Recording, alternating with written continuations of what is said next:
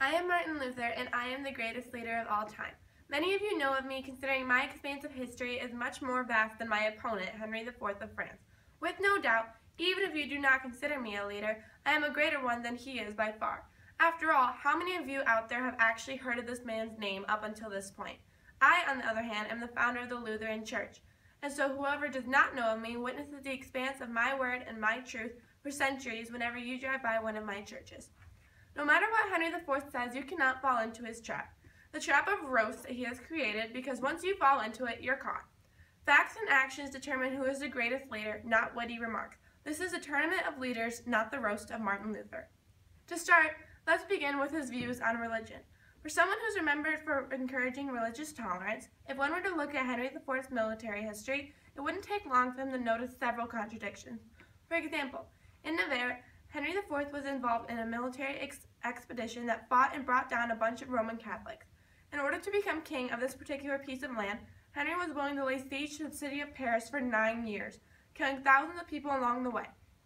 Afterwards, he was willing to change his religion just for the sake of gaining political influence. And you know which religion it happened to be? Roman Catholicism. Ironic, isn't it? And come to think of it, this wasn't the first time dear old Henry IV decided to change his religion.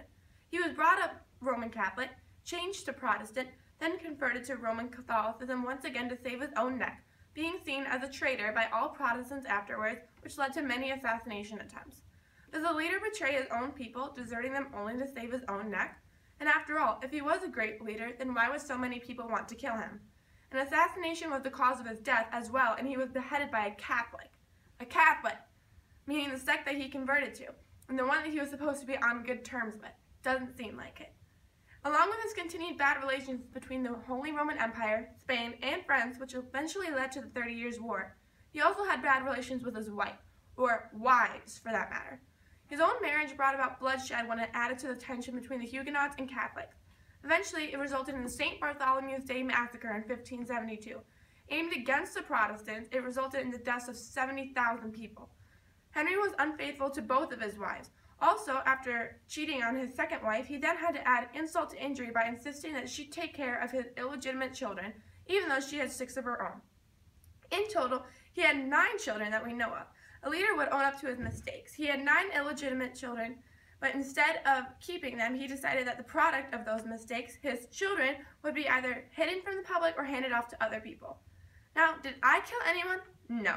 Did I do what was right in a time of crisis? Yes. And was I willing to give up everything I had for my Lord despite potentially losing all of my material possessions and whatever social status that I had in that time? Yes. Which evidently is the exact opposite of my opponent's answer. And you know what? Those are all qualities of a great leader, of the greatest leader, to be exact. But do any of them apply to Henry IV? After all, he would rather switch religions multiple times to still maintain his role as king, something that a leader would be willing to give up if it meant doing what was right. In conclusion, I am an honest man. I own up to whatever I have done, and I will accept the consequences.